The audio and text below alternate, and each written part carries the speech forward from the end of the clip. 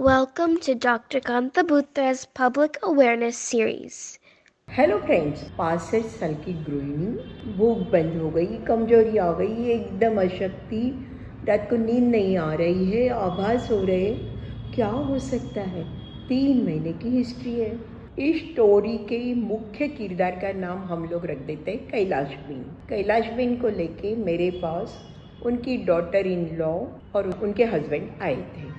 Daughter in law ने बताया कि मेरी सास को हम लोग सौराष्ट्र से इधर लेके आए हुए हैं। उनकी डॉटर इन लॉ ने कहा उनको रूमेटॉइड आर्थराइटिस और डायबिटीज़ है, पर उसकी अहमदाबाद का इलाज चल रहा है। दोनों बीमारियां एकदम अच्छे से कंट्रोल में है, उसका कोई टेंशन नहीं है। ऑन द कॉन्ट्ररी, पहले वो सूरत रहते थे, जब वो सौराष्ट्र में गांव में शिफ्ट हुए, वहाँ पे उनकी तबीयत एकदम अच्छी रहती है, घर का पूरा काम हाथ से करते हैं। और गांव में तो समझते ही हो आप, खेती बाड़ी वालों को कितने काम रहते हैं, तो वो कोई प्रॉब्लम नहीं है। पर लास्ट 3 महीने से उनको भूख नहीं लग रही है, उनको आभास हो रहे हैं, नींद नहीं आ रही है।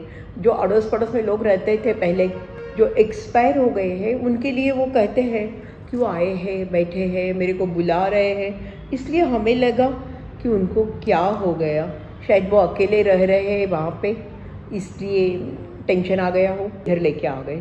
फिर इधर लेके आने के बाद में उनकी बहू ने कहा, मैंने उनको इतने सारे टॉनिक्स ला के दिए।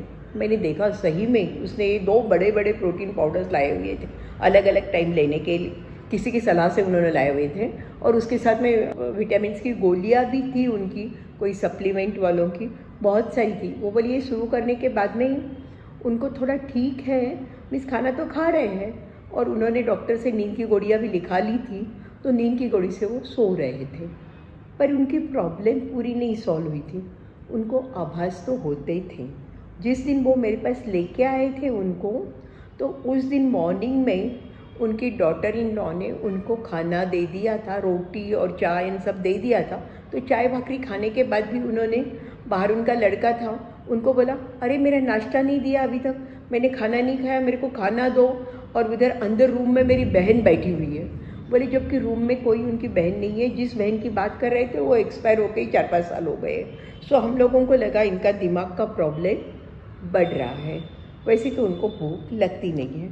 उनकी बहू ने मेरे को उनका पहले का फ़ोटो भी बताया, और अभी तो मेरे सामने थे सिर्फ हड्डियाँ, ऊपर से चमड़ी, बाकी कुछ भी नहीं। गाल विल पूरे बैठे हुए, ऐसे लग रहा था कितने सालों से खाना नहीं खाया या कितने दिनों से बीमार। मैंने उनकी बहू को बोला, ठीक है दिमाग का रिपोर्ट तो कराती हूँ, पर उसके सिवा मेरे को रूटीन रिपोर्ट कराने। लास्ट ब्लड शुगर कब कराइए? वो बोली कि नहीं वो तो सब नॉर्मल ही है, उसका कोई प्रॉब्लम नहीं है, पर मेरी वेट लॉस बहुत हुआ है, तो मेरे को ये रिपोर्ट तो कराने पड़ेंगे। तो मैंने शुगर और थायराइड कराया, थायराइड नॉर्मल था। शुगर रिपोर्ट देख के आप भी सरप्राइजिंग हो जाओगे, रैंडम शुगर 480, पेशेंट दवाइयाँ ले रही है। और HbA1c 14, 740 एवरेज ब्लड शुगर। मैं कि यार इनका तो शुगर बहुत ज़्यादा है, और उसके कारण ही इनकी प्रॉब्लम बढ़ रही होगी। और यूरिन में एसीटोन कीटोन 4+। मैं क्या इनके तो आगे और रिपोर्ट कराने पड़ेंगे, सोडियम देखना पड़ेगा, और ब्लड में एसीटोन है क्या देखने पड़ेंगे, इन सब इलाज अर्जेंटली करना पड़ेगा। और ये सब कंट्रोल करने के बाद ही अपने को आइडिया आएगी कि भाई ये सब 8 दिन 10 दिन में सब जो पूरा एकदम ठीक हो गए, 2-4 दिन गए, और बाद में उनकी मेंटल हालत कैसी है।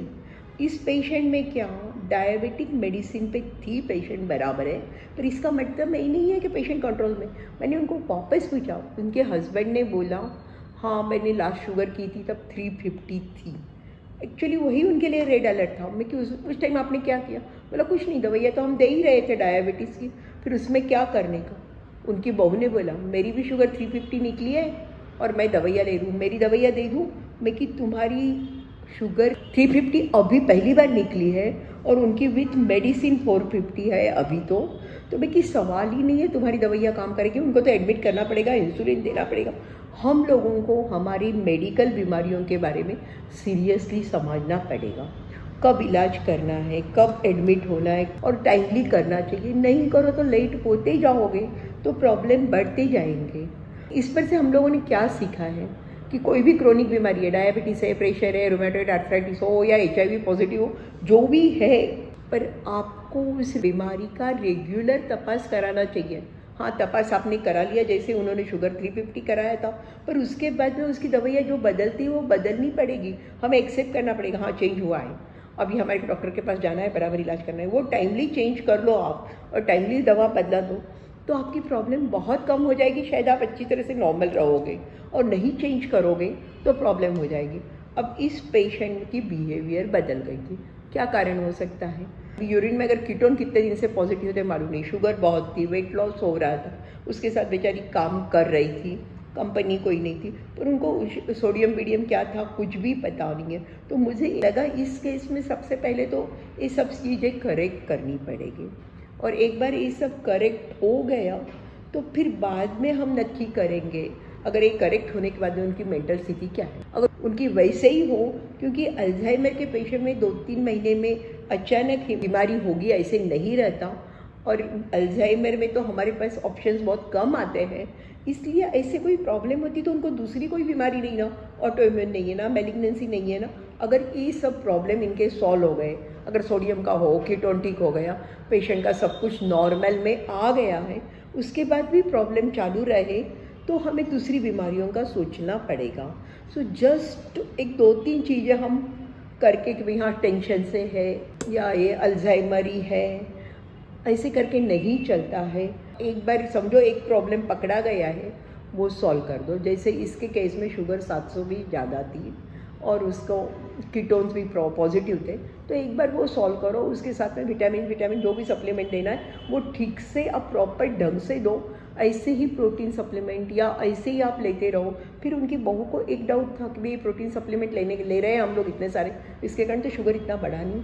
मैं कि मेरे को मालूम नहीं है क्योंकि इसमें लिखा है शुगर फ्री, सो कोई आइडिया नहीं है, बट एनीवे ऐसे कोई भी सप्लीमेंट आप पेशेंट को ऐसे ही दो मत। अचानक पेशेंट में कोई प्रॉब्लम होती है, आप प्रॉपर डॉक्टर को कंसल्ट करके उसका प्रॉब्लम क्या है पहले पकड़ो और फिर उसका इलाज करो, तो शायद मोस्टली तो आपका प्रॉब्लम सॉल्व हो जाए। पेशेंट का MRI नॉर्मल है। Thank you.